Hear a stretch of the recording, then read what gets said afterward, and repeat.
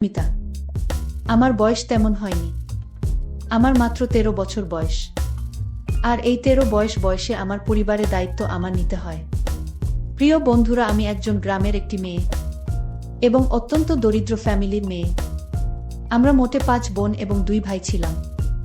অর্থাৎ আমাদের ফ্যামিলিটা অনেক বড় ছিল, কিন্তু আমরা দরিদ্র ফ্যামিলি ছিলাম। আর আমি সবার বড় বোন ছিলাম। বড় হলে কি হবে, আমার বয়সটাও তেমন হয়নি, কিন্তু কিছু করার নেই। তাই কেমন যেন নিজের উপর প্রেশার মনে হতে লাগলো যে একে তো আমরা ৫ বোন ২ ভাই, তারপরেও বাবা অনেক গরিব। অর্থাৎ আমাদের সংসারটি চালাতে বাবা অনেকটা হিমশিম খেয়ে যাচ্ছিল। আর আমি ফ্যামিলির সবার বড় মেয়ে হওয়ার কারণে নিজেকে আর বুঝ দিতে পারছিলাম না। তাই বাধ্য হয়ে গার্মেন্টসে চাকরি নেওয়ার সিদ্ধান্ত নিই এবং পরবর্তীতে আমি গ্রাম ছেড়ে ঢাকায় চলে যাই। একটি গার্মেন্টসে চাকরি করা শুরু করি। আর ওই গার্মেন্টসের একটি সুপারভাইজারের সাথে আমার খুব সুসম্পর্ক গড়ে ওঠে। যেহেতু দেখতে শুনতে আমি বেশ সুন্দর ছিলাম, সুপারভাইজার আমাকে চাকরির ক্ষেত্রে বিভিন্ন সুযোগ সুবিধা দিত এবং কিছু কাজ না করলেও ওভারটাইম দিত। তখন আমি বুঝতে পারলাম যে সুপারভাইজার কেন আমাকে এত সুযোগ সুবিধা দিচ্ছে। নিশ্চয় আমার প্রতি তার কোনো উদ্দেশ্য আছে, তা না হলে আমাকে এত সুযোগ সুবিধা দিত কেন? আরও তো অনেক মেয়ে আছে, তাদের তো কোনো সুযোগ সুবিধা দেয়নি। যেহেতু সে আমাকে অনেক সুযোগ সুবিধা দিচ্ছে, তাই আমি সবসময় ভাবতাম সে আমার কাছে কি চাইতো। সে অনেক সময় বলতো, তোমার এত কাজ করার দরকার নেই, অন্য শ্রমিকরা তো ঠিকমতো কাজ করছে। আর কেউ যদি তোমায় কোনো কিছু বলে তাহলে আমাকে জানিও। আমি বুঝলাম সুপারভাইজার আমার প্রতি অন্য কোনো উদ্দেশ্য আছে। পরবর্তীতে যখন করোনা আসার সময় হয়ে আসে, তখন আমাদের গার্মেন্টস থেকে অনেক কর্মী ছাঁটাই করে দিল, আর তার মধ্যে আমিও পড়ে গেলাম। তখন আমার সেই সুপারভাইজার আমার প্রতি অনেক মায়া হল এবং সে আমাকে তার নিজের খরচে লেবানন পাঠিয়ে দিল। কিন্তু আমার তো তেমন বয়স হয়নি, বাহিরে যেতে হলে 18 বছর বয়স লাগে। আর তাই সুপারভাইজার আমার বয়সটা বাড়িয়ে নিল। আমার বয়স ছিল মাত্র 13 বছর, আর 13 বছর থেকে 18 বছর বানিয়ে নিল। কিন্তু আর এই লেবান গিয়েই আমার জীবনের ঘটল এক দুর্ঘটনা। লেবানে আমি একটি বাসা বাড়ির কাজ পেলাম। সেই বাড়িতে আমার যে শেখ ছিল তার 3 ছেলে এবং সে নিজে, এবং তার 4টা বউ ছিল। প্রথমে আমি বুঝতে পারিনি যে সাধারণত ওদের কেন 2-3টা করে বউ হয়। পরে বুঝতে পারলাম তাদের অনেক, তাই তারা 2-3টা করে বিয়ে করে এবং তাদের বুড়াও বিয়ে করার অনুমতি দেয়, কারণ সে একা এত সামাল দিতে পারে না। তাই লেবান যাওয়ার পরেও শেখ এবং তাদের 3 ছেলের নজরে আমি পড়ে গেলাম। কিন্তু প্রথম টাইম আমি জানতাম না যে প্রবাসে সাধারণত মেয়েদের সাথে এরকম করা হয় এবং কিছু বলাও যায় না। যদি কিছু বলে দেই তাহলে বিভিন্ন রকম মিথ্যা মামলা দিয়ে জেল হাজতে পাঠিয়ে দেয়া। এ বিষয়টি আমি অন্যান্য প্রবাসী মেয়েদের থেকে জানতে পারলাম। তো যাই হোক বন্ধুরা, এরপরে আস্তে আস্তে সংযুক্ত আরব আমিরাত শেখ এবং তার 3 ছেলের নজরে আমি পড়ে গেলাম। এমনকি তারা বিভিন্ন স্থানে বেড়াতে গেলে আমাকে গাড়িতে করে নিয়ে যেত। তাদের বুদেরকে বলতো যে ওকে দরকার আছে বিভিন্ন রকমের চানাস্তা বানানোর জন্য। এই বলে আমাকে বিভিন্ন জায়গা নিয়ে যেত। এরকম করতে করতে একসময় তারা আমার দিকে অন্যরকমভাবে চেয়ে থাকত এবং বলতো, কুল্লু বাঙালি মিয়া মিয়া। অর্থাৎ তারা বলতো যে প্রত্যেকটা বাঙালি মেয়ে অনেক সুন্দরী। তো একদিন তারা আমাকে নিয়ে 2 দিনের একটি সফরে বের হলো। সেদিন শুধু শেখ ছিল আর তার ড্রাইভার আর আমি। তারপর আমি আর শেখ পিছনের সিটে বসলাম, আর ড্রাইভার গাড়ি ড্রাইভ করতে থাকলো। এক পর্যায়ে শেখ আমার দিকে অদ্ভুতভাবে চেয়ে থাকতে শুরু করলো, কিন্তু আমি কিছু বলতে পারলাম না, কারণ এর আগেও আমি শুনেছি যে প্রত্যেক শেখরাই তাদের বাড়ির কাজের মেয়েরা তাদের সকল কথা শুনতে হয়।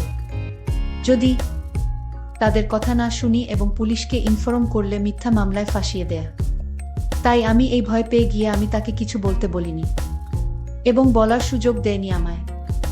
আর গাড়ির মধ্যে একটি পর্দা টানিয়ে দেয়। আমি তাকে জিজ্ঞেস করলাম, পর্দা টানাচ্ছেন কেন গাড়িতে? সে বলল, সামনে মরুভূমি, প্রচণ্ড বাতাস আসতে পারে। আমি তার কথা শুনে প্রচণ্ড ভয় পেয়ে গেলাম, কিন্তু ভয় পেয়ে কোনো লাভ নাই। তখন আমার কাছে পুরো দুনিয়াটা একদম অন্ধকার হয়ে গেল। মনে মনে হচ্ছিল আমি আর পৃথিবীতে বেঁচে নেই। এতটা কষ্ট এবং অসহ্যকর মনে হচ্ছিল, কিন্তু শেখের এ বিষয়ে কোনো খেয়াল করল না। আমি বেঁচে আছি নাকি মরে গেছি এ বিষয়ে তার কোনো খেয়ালই রইল না। এক পর্যায়ে আমি অজ্ঞান হয়ে গেলাম। প্রায় 3 ঘন্টা পর আমার হুঁশ আসলো এবং আমি দেখলাম যে আমার অবস্থা একদম কাহিল। অর্থাৎ আমার শরীর এমন হলো, উঠে দাঁড়ানোর মতো শক্তি আমার ছিল না। কিন্তু কিছু করার নেই, নিজের শেখ বলে কথা। আর আমাদের আজকের সফরটা ছিল প্রায় 600 কিলোমিটার দূর। এই 600 কিলোমিটার সফর অবস্থায় শেখ আমার সাথে। তারপর আমি যখন একটি নির্দিষ্ট স্থানে পৌঁছালাম, তারপর আমি সেই স্থানে পৌঁছানোর পর অসুস্থ হয়ে গেলাম। তারপর লেবাননের শেখ আমাকে একটি প্রাইভেট মেডিকেল হসপিটালে ভর্তি করল এবং 2 দিনের মধ্যে আমাকে সুস্থ করে তুলল। অতঃপর সে আবার সেখান থেকে ফেরার সিদ্ধান্ত নিল এবং আমরা আবার গাড়িতে উঠে বসলাম। কিছুক্ষণ আসার পর সে আমায় বলল, কেমন লাগলো আজকের সফর? সে গাড়ির আবার পর্দা টানিয়ে দিল।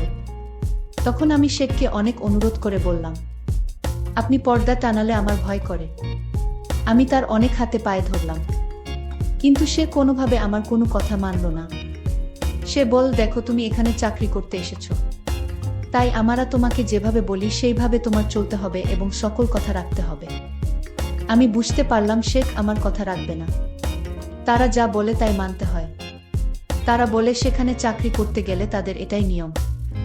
এভাবে আমরা বাড়িতে আবার চলে আসলাম, কিন্তু বাড়িতে আসার পরও কোনো রেহাই পেলাম না। কারণ শেখের 3 ছেলেকে দেখে আমার অনেক ভয় লাগতো। সেই 3 ছেলের কোনো কাজকর্ম ছিল না, শুধু বাসায় বসে থাকতো, টিভি দেখতে আর আড্ডা মারত। আর তার বাবার বড় বিজনেস ছিল। বাবা সারাদিন সে বিজনেসে সময় দিত। প্রিয় বন্ধুরা, যখনই তার বাবা দিনের বেলায় তার ব্যবসার স্থানে চলে যেত, আর আমায় তখন বলতো, এই বাঙালি আমাদের 3 ভাইয়ের কথা রাখতে হবে। আর বলতো, যদি বাবাকে কিছু বলিস তাহলে তোর চাকরি চলে যাবে। কিন্তু তারপরেও কিছু করার ছিল না, কারণ আমি দেশে চলেও আসতে পারবো না। দেশে গিয়ে কি করব? কারণ আমি দরিদ্র ফ্যামিলির। বাড়িতে গেলে আমি আরও আমার পরিবারের বোঝা হয়ে দাঁড়াবো। তাই যাতে পরিবারের বোঝা না হয়, এজন্যই আমি চাকরি করতে চাই। প্রিয় বন্ধুরা, এভাবে সংযুক্ত আরব আমিরাতের শেখ এবং তার ছেলেরা আমার দিকে সবসময় এক অন্যরকম দৃষ্টিতে চেয়ে থাকত। সেটা আমার ভালো লাগতো না, কিন্তু ওরা বলে চাকরি করতে হলে তাদের সকল কথা রাখতে হয়। আমি তাদের ছেলেদের দেখে ভয়ে সবসময় লুকিয়ে লুকিয়ে থাকতাম। আমি বাসার সকল কাজকর্ম করে রাতে যখন রুমে শুতে গেলাম, আমার 2 দিনের জার্নিতে আমার শরীর অনেক দুর্বল ছিল, তাছাড়া অজ্ঞান অবস্থায় 3 দিন ছিলাম। কিন্তু শেখদের কোনো টাকা পয়সার অভাব ছিল না। যাই হোক, আমি রাতে প্রচণ্ড মাথা ব্যথা হচ্ছিল। আমি মাথার ব্যথায় যখন শব্দ করতে লাগলাম, তখন শেখের ছেলে আমার রুমে আসলো আর আমায় বলল, তুই কি বেশি অসুস্থ? আমি বললাম, আমি অনেক অসুস্থ, আমার প্রচণ্ড মাথা ব্যথা হচ্ছে। আমি তাকে বললাম, আপনাকে দেখলে আমার ভয় লাগে, আপনি চলে যান রুম থেকে। আপনি রুমে থাকলে আমি আরো বেশি অসুস্থ হয়ে যাব। শেখের ছেলে আমার মুখে এরকম কথা শুনে রাগান্বিত হয়ে গেল। আমায় বলল, আমার বাড়িতে থেকে চাকরি করিস, তুই একটা চাকরানি হয়ে আমার ঘর থেকে আমাকে রুম থেকে বাহির হতে বলছিস? তোর সাহস তো কম না। আমি শেখের ছেলের কথা শুনে ভয় পেয়ে গেলাম। আমি শেখের ছেলেকে বললাম, আমার ভুল হয়ে গেছে, আমি আসলে মাথা ব্যথায় আমার কোনো হুঁশ ছিল না, আর তাই মুখে কি হতে কি বলে ফেললাম। আপনি কিছু মনে করবেন না, আমি আপনার কাছে ভুল স্বীকার করছি। শেখের ছেলে তখন আমায় বলল, ঠিক আছে, আমি তোকে এ বাড়িতে রাখবো, কিন্তু আমার কিছু নিয়ম আছে আর সেই নিয়ম তোর পালন করতে হবে। আমি তাকে বলেছিলাম, আপনার সকল নিয়ম আমি অক্ষরে অক্ষরে পালন করব, তাও আপনি আমায় এই চাকরি থেকে বহিষ্কার করবেন না। শেখের ছেলে তখন আমায় বলল, ঠিক আছে, আর রাত 12টা বাজলে আমার রুমে কিছু কাজ পড়ে আছে, সেগুলো তোর করতে হবে। আমি তখন শেখের ছেলেকে বললাম, দেখুন, আজ আমি অসুস্থ, কাল আপনার রুমের সকল কাজ করে দিব। সে তখন আরো রাগান্বিত হয়ে বলল, আমি বলছি, আজই আমার রুমে প্রচুর কাজ পড়ে আছে, সেগুলো এখনই তোর করতে হবে। মনে মনে চিন্তা করলাম, কেন তাকে রুম থেকে বের হতে বললাম? নিজের বিপদ নিজেই ডেকে এনেছি। আমি আরো একবার তাকে অনুরোধ করলাম, আজ আমার শরীরটা ভালো না, মাথা ব্যথা করছে। তখন সে বলল, আমার রুমে মাথা ব্যথার ওষুধ আছে, খাওয়ার সাথে সাথে ভালো হয়ে যাবে। এখন ঘড়িতে 11:30 বাজে। আমি আমার রুমে ওয়েট করছি, তোকে যেন 30 মিনিট পর আমার রুমে দেখি। আমি শেখের কথা শুনে বললাম, ঠিক আছে, আপনি যান, আমি আসতেছি। তারপর যখন রাত 12টা বাজলো আমি ভয়ে ভয়ে তার রুমে গেলাম। আর মনে মনে চিন্তা করতে লাগলাম, আজ কপালে কি আছে কে জানে। যাই হোক, শেখের ছেলের রুমে গেলাম। তারপর তাকে জিজ্ঞেস করলাম, স্যার কি কাজ পড়ে আছে? তখন শেখের ছেলে বলল, আজ থেকে রাত 12টা থেকে শুরু করে রাত 4টা পর্যন্ত তোর এই রুমে ডিউটি। আমি শেখের ছেলেকে বললাম, দিনেও ডিউটি রাতেও ডিউটি, তাহলে আমি ঘুমাবো কখন? শেখের ছেলে বলল, ভোর 4টা থেকে সকাল 8টা পর্যন্ত। আমি যদি এখন মানা করি তাহলে হয়তো আমার চাকরি থাকবে না। আর তাই তার এই নতুন নিয়ম মেনে নেওয়া ছাড়া আমার কোনো উপায় ছিল না। আমি তখন শেখের ছেলেকে জিজ্ঞেস করলাম, আপনার রুমে রাত 12টার সময় কি করতে হবে? তখন সে বলল, আমি যদি তোকে বলি তুই শুয়ে থাক তাহলে তুই চুপ করে শুয়ে থাকবি, কোনো কথা বলতে পারবি না। আমি শেখের ছেলেকে বললাম, শুয়ে থাকলে কি আমার ডিউটি হবে? সে বলল, শুয়ে থাকার পর আমি তোকে যা আদেশ করি তাই তোর পালন করতে হবে। আমি আমতা আমতা করে বললাম, ঠিক আছে, আপনি যা বলবেন তাই হবে। তবে আজ আমি অনেক অসুস্থ, আজকের রাতটা আমার রুমে আমায় ঘুমাতে দিন, কাল থেকে আমি আপনার রুমের দায়িত্ব পালন করব। আপনি যাহা বলিবেন তাই হবে। শেখের ছেলে আমায় বলল, ঠিক আছে যা জুমা, আজ তোকে সুযোগ দিলাম। শেখের ছেলের কথা শুনে আমার একটু স্বস্তি মনে হলো। আমি আমার রুমে ঘুমাতে গেলাম। আমি রুমে গিয়ে ঘুমিয়ে পড়লাম। এরপর আমার সাথে যা ঘটেছিল তাতে আমার বেঁচে থাকার ইচ্ছাটাই হারিয়ে ফেলেছি।